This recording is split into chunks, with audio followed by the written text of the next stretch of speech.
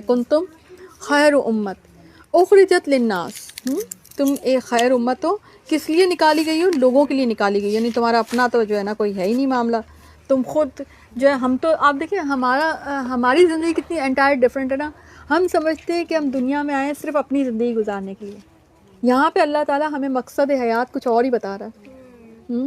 اخرجت للناس، ٹھیک ہے، اخرجت کن تم نہیں کہا جا رہا ہے، یا اخرجت کہ تم اپنے لیے نہیں کھڑی گئی ہو، اور تم نکالی گئی ہو، تم پیدا کی گئی ہو. تامرون بالمعروف، تم حکم دیتے ہو نیک باتوں کا، وتنہون عن المنکر، اور تم برائی سے روکتے ہو، وتؤمنون باللہ، اور تم اللہ پر ایمان رکھتے ہو. ٹھیک ہے، یہ کوالٹیز تمہارے اندر ہونی چاہیے. ٹھیک ہے، اور اگر اہل کتاب بھی ایمان لاتے تو ان کے لیے بہتر تھا، ان میں ایمان والے بھی ہیں لیکن اکثر تو فاسق ہیں. ٹھیک ہے، تو اب کرنا کیا ہے، اس امت کو جو ہے نا اصل کام جو کرنا ہے نا وہ ہے تبلیغ کا کام ہے. بہت بڑی ذمہ داری ہے. میں تو ہے نا میں آپ کو صحیح بات بتاؤں، میرے نا جب میں اس قسم کی کئی آیتیں آتی ہیں، ایسے موضوعات کافی قرآن میں آئیں گے، اور اسپیشلی یہ آیت، یہ میں نے ہائی لائٹ کی بھی، اور یہ آیت جو ہے نا مجھے میرا خیال ہے خود ہی یاد ہو گئی ہے، میں نے اس کو کبھی، لیکن یہ یاد اس لیے ہوئی ہے کہ یہ میرے ذہن و گمان میں بہت زیادہ رہتی ہے، اور میرے رونگٹے کھڑے ہوتے ہیں اس آیت پہ کہ ہم سے پتہ نہیں کس غیر مسلم کا حساب لیا جانا ہے کہ اس تک تعلیم کیوں نہیں پہنچی. بھئی آپ تھے، دین پھیلا رہے تھے تو آپ کرتے نا کام، ہے نا. تو ہمارا کام ہے، مطلب یہ آپ کا ایم ہونا چاہیے کہ ہم نے لوگوں کو دوزخ سے بچانا ہے. اب ہم تو فتوے دینے سے، ہم تبلیغ کا مطلب فتویٰ سمجھتے ہیں. تبلیغ کا مطلب یہ نہیں ہے، تبلیغ کا مطلب ہے محبت سے، بہت ہی نرمی کے ساتھ لوگوں کو جاتے ہوئے دوزخ سے پکڑ کے لے کے آنا ہے، ان کو جو ہے جنت کے راستے پہ ڈال دینا ہے. یہ ہے تبلیغ کا کام، محبت اور نرمی سے ان کی ڈائریکشن کو چینج کر کے صراط مستقیم پر ان کو لے کے آنا ہے. یہ تبلیغ کا کام بڑا زبردست کام ہے، اور بہت باریک بینی کا کام ہے، اور بہت صبر آزما کام ہے، اور بہت بڑا کام ہے، بہت بڑا کام ہے. اور یہ اصل کام ہے جو ہم پر لگایا گیا. اور ہم سے تو اپنے ہی مسئلے نہیں سدھر رہے ہوتے، ہم تو اپنے میں ہی گم ہیں، ہم دوسروں کو کیا بتائیں گے.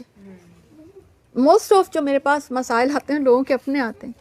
بہت کم ایسا ہوتا ہے کہ ہم تبلیغ کے راستے کے کوئی میرے پاس مسئلے آئیں کہ ہم نے تبلیغ کی، ہمیں اس راستے میں مسئلہ ہے. نہیں، ابھی تو ہم اپنے مسائل سے ہی نہیں گزرے. ہم تو ابھی تک اپنے ہی چیزوں کو، میں آپ کو اس کا ٹوٹکا بتا دوں کہ آپ کے سارے مسئلے حل ہو جائیں گے اگر آپ لوگوں کو سکھانے والے بن جائیں. میرا پرسنل معاملہ ہے. اور کیونکہ جو بڑے کام میں لگا ہوتا ہے نا، اللہ تعالیٰ چھوٹے چھوٹے کاموں میں اس کو الجھاتا نہیں، چھوٹے چھوٹے مسائل میں اس کو الجھاتا نہیں. یہ سیکھ لیں. بڑے راستے کا جو مسافر ہوتا ہے، بڑی منزل کا جو متلاشی ہوتا ہے نا، تو اللہ تعالیٰ اور وہ بڑا راستہ کون سا ہے؟ خود بھی جنت میں جانا ہے اور دوسروں کو بھی ساتھ میں لے کے جانا ہے. ٹھیک ہے، تو یہ بڑے راستہ ہے. تو بڑے راستے کا جو مسافر ہوتا ہے نا، میں آپ کو سچ بتا رہی ہوں کہ وہ پھر آپ کو ہے نا ان چیزوں میں نہیں الجھاتا. وہ رب اتنا غیرت والا ہے کہ وہ پھر آپ کو ان میں نہیں الجھاتا ہے کہ آج یہ نہیں ہو رہا، آج وہ مسئلہ ہے، آج یہ مسئلہ نہیں. آپ کے سارے مسئلے سالو کرتا چلا جاتا، آپ کو ان چیزوں میں نہیں الجھاتا، آپ کو دنیا کے چھوٹے چھوٹے مسائل میں نہیں الجھاتا. آپ کی نیت ڈیپینڈ کرتی ہے. اگر آپ بڑے کام کی طرف لگ جائیں گے نا، پھر اللہ تعالیٰ آپ کو بڑے کام کی طرف ہی آپ کو جو ہے نا رغبت دے گا اور آسانیاں دے گا. اور اگر آپ چھوٹے چھوٹے اس میں ہی الجھے رہیں گے، آپ دیکھیں نا بہت سے ہوتے ہیں جو لوگ اسکالرس لیول پہ ہوتے ہیں کچھ بھی، تو وہ مسالک کی ہی گفتگو کرتے رہتے ہیں، آپس میں ان پہ بحثیں ہو رہی ہوتی ہیں اس مسلک میں، یا رفع دین پہ گفتگو کر رہے ہوں گے. یا میں یہ نہیں کہتی کہ اس پہ نہیں کر سکتے ہیں، مگر جو آج کا سینیریو تو دیکھیں آپ، لوگ ایتھسٹ ہو رہے ہیں، لوگ مرتد ہو رہے ہیں، آپ کے اپنے مسلمان بچے ہاتھ سے نکل رہے ہیں. وہ کہہ رہے ہیں بتائیں ہمیں، پروف کریں دین کو. آپ کے اپنے گھروں کے بچے، آپ کی اپنی جنریشن دین سے نکل رہی ہے. تو آپ پہلے اپنے جو طوفان آپ کے سامنے کھڑا ہے نا، پہلے اس کا تو مقابلہ کر لیں. ان کو مطلب وہ بڑا مسئلہ ہے کہ ان کے دین کو بچانا ہے، نہ کہ ہم اور فروعی مسائل تو بات کے ہیں. آپ یاد کریں، اب میں آپ کو چیلنج کر سکتی ہوں، صحابہ کرام کی زندگی میں فروعی مسائل نہیں تھے، میں سچ بتا رہی ہوں. میں ایک حدیث بتاتی ہوں. آپ کو یاد ہوگا ایک دفعہ مجھ سے پوچھا گیا تھا، وہ جب آپ رکوع میں جاتے ہیں اور پھر جب اٹھتے ہیں تو اس میں نا یہ تھا کہ بھئی کچھ لوگوں نے کہا کہ اس طرح سے ہاتھ رکھ کے کریں، اس طرح سے. تو میں نے کیونکہ ظاہر ہے نماز نبوی مجھے پوری آتی تھی، تو میں نے کہا اس بات پہ تو کبھی ہماری کلاس میں کوئی اس موضوع پہ بات نہیں. میں نے خیر حدیثیں ڈھونڈنی شروع کی تو وہ پتہ چلا صحابہ کرام کے میں حدیث سے میں بتا رہی ہوں، صحابہ کرام کہتے تھے، ان کے اپنے الفاظ کہتے تھے کہ ہم اس بات پر جو ہے زور نہیں دیتے تھے، اور ہم اس بات پر غور بھی نہیں کرتے تھے کہ کدھر ہاتھ رکھنا ہے، یا ہاتھ پہلے ادھر سجدے والی جگہ پہ رکھنا ہے یا پہلے گھٹنے پہ رکھنا ہے. اس پہ ہم ان چیزوں پہ غور نہیں کرتے تھے، ہم ان چیزوں کے اوپر جو ہے بحث نہیں کرتے تھے. یہ ان کے اپنے، آپ حدیث کی کتاب میں دیکھ لیں، یہ ان کے اپنے ہوتے ہیں.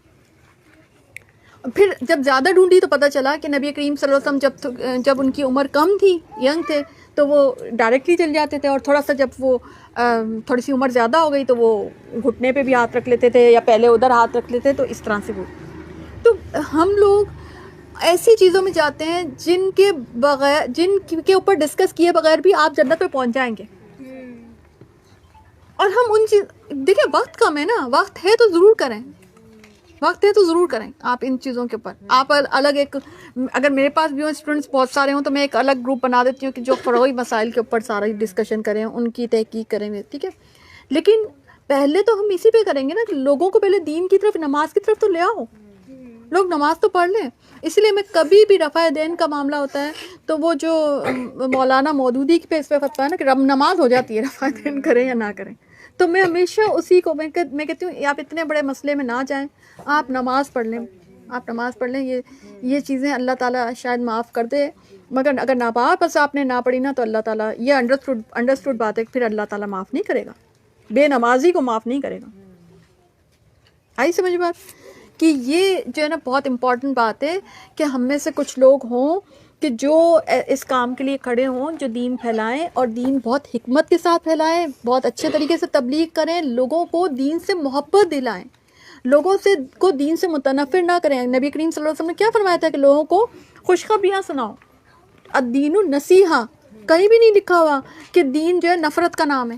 الدین النصیحہ، نصیحت تو محبت سے کی جاتی ہے. خیر الدین و خیر، دین تو خیر کا نام ہے، نیکی کا نام ہے. کہیں دین، آپ کو پتہ ہے دین مشکل کا نام ہے ہی نہیں. میں اتنے سالوں سے دین پر عمل کر رہی ہوں، کوشش کر رہی ہوں، یعنی اس فیلڈ میں تو کافی عرصے سے ہوں نا. ابھی میں کہیں میرا درس ہوا تھا تو میں نے نا ایسے ہی میرے منہ حساب لگایا، میں نے کہا 98 99 مطلب 99 میں پاس آؤٹ ہو گئی تھی. 1999 میں پاس آؤٹ ہو گئی تھی، کورس میرا کمپلیٹ ہو گیا تھا. اور نا اب 2000 سے لے کے اب کون سا ہے 2024 ہے، ٹھیک ہے. تو 24 سال ہو گئے میرا خیال ہے، 24 سال تو ہو گئے نا. تو 24 ایئرس ہو گئے مجھے اس فیلڈ میں. تو مجھے کبھی بھی دین مشکل نہیں لگا، ریئلی. میرے ہاتھ میں قرآن، مجھے کبھی دین مشکل نہیں لگا، کبھی بھی نہیں. کوئی حکم مجھے مشکل نہیں لگا، کبھی بھی ایسا نہیں ہوا. تو جب خود مشکل نہیں لگا تو بتانا بھی مشکل نہیں لگا، ٹھیک ہے نا. تو لوگوں کو آسانی، اسی لیے ماڈریشن پہ رہیں، بہت ریجڈ بھی نہ ہو. اچھا مبلغ جو ہوتا ہے نا وہ ریجڈ نہیں ہوتا، عابد ہو سکتا ہے مگر، لیکن تو پھر کس کا جو ہے نا اجر کس کا ہے؟ نبی کریم صلی اللہ علیہ وسلم سے پوچھا گیا تھا کہ بنی اسرائیل میں 2 لوگ ہیں، ایک تو جو ہے نا وہ جو ہے نا صرف بلکہ پہلے اس کا ایک تو ہے کہ جو بہت نمازیں ادا کرتا اور ہے نا لوگوں کو دین سکھاتا ہے. تو یا رسول اللہ صلی اللہ علیہ وسلم بتائیے کس کا اجر زیادہ تھا؟ تو رسول اللہ صلی اللہ علیہ وسلم نے فرمایا کہ وہ اس کا جو صرف فرائض ادا کرتا ہے لیکن لوگوں کو دین سکھاتا ہے، ٹھیک ہے نا. تو اجر تو اس کا زیادہ ہے نا. غور و فکر کرنا، تحقیق کرنا، اس کا اجر بہت بڑا ہے. غور و فکر کرنا، پھر لوگوں کو دین کی طرف لے کے آنا.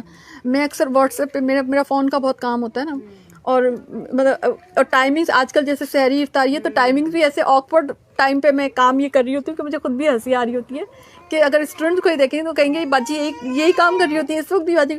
تو ظاہر ہے اس کا اجر ہے کتنا بڑا اجر. اور میں اس وقت یہ سوچ رہی ہوتی ہوں اس بندی کو میں نے ڈال دیا اس پہ، اب دیکھو انشاءاللہ یہ دین میں آ جائے گی. دیکھو اس کو کتنا، اگر میں ذرا سا بھی لیٹ ہو جاؤں گی تو اس کا دیکھو ایک دن کا سبق گیا، اس کا مطلب میرے ذہن میں یہ چیزیں چل رہی ہوتی ہیں. اس کو آنسر کر دو، چلو اس کا کتنا فائدہ ہو جائے گا. تو آپ کے اندر ایک نا، میں کہتی ہوں دل اور آنکھیں چمکنی چاہیے لوگوں کو دیکھ کر کہ ہائے ہمیں ٹارگٹ مل گیا، اس کو بھی ہمیں لے کے آنا ہے، دین کی طرف لے کے آنا ہے، یہ بھی دین کی طرف آ جائے، اس کو بھی اللہ کی محبت سکھانی ہے، اس کو بھی جو ہے اللہ کی طرف لے کے آنا ہے. یہ ٹارگٹ ہونا چاہیے، نہ کہ ہم تو نفرتیں دلاتے رہتے ہیں. فتوی ہمارے یہاں کیا ہوتا ہے دین کا نا، ہم اگر کوئی مبلغ تھوڑا بہت بھی دین پڑ جاتا ہے تو وہ اپنے ایک تو تکبر اس کا ختم نہیں ہوتا، وہ سمجھتے ہیں کہ ہم بہت نیک ہو گئے. اگر آپ نے یہ سوچ لیا نا، میں آپ کو، تکبر تو شیطان کی نشانی تھی، مبلغ کی نشانی ہرگز نہیں ہو سکتی. مبلغ کی نشانی ہے کہ وہ ڈاؤن ٹو ارتھ ہوگا، وہ سوری کہنے سے کبھی نہیں گھبرائے گا، وہ لوگوں کو دین کی طرف لانے والا ہوگا، خیر کی طرف لانے والا ہوگا. یہ مبلغ کی نشانی ہے. ٹھنڈ تھی، پالا ٹھنڈ کو کہتے ہیں، جو اگرچہ دیکھیں ٹھنڈ، اگرچہ ہوا جو ہے نا وہ کھیتی کے لیے مفید ہوتی ہے، لیکن اگر اس میں شدید ٹھنڈ ہو نا تو آپ کی ساری کھیتی، آپ کی ایون گھاس مرجھا جاتی ہے. ہماری ابھی گھاس میں کہ ٹھنڈ زیادہ لگ گئی، یعنی جیسے آپ کو ٹھنڈ لگتی ہے نا، اب ان کو تو کمبل نہیں اڑا سکتے گھاسوں کو تو، لیکن یہ کہ نا کھیتی کو بھی آپ کمبل نہیں، تو وہ زمین کے اندر سے ٹھنڈ ایبزارب کرتی ہے، تو وہ ٹھنڈ جو ہوتی ہے نا ان کو نقصان دیتی ہے. بالکل اسی طرح سے رفع عامہ کے کام جو ہے نا انسان کے لیے مفید ہیں، لیکن اگر یہ کفر کے ساتھ کیے جائیں، اگر اس میں عقیدہ ہی صحیح نہیں ہے، اگر یہ اللہ کے لیے کیے ہی نہیں جا رہے ہیں، تو پھر تو اس میں اگر کفر کا زہر ملا ہوا ہے تو پھر آپ کو جنت کیسے ملے گی؟ ٹھیک ہے، یہ بات یہاں پہ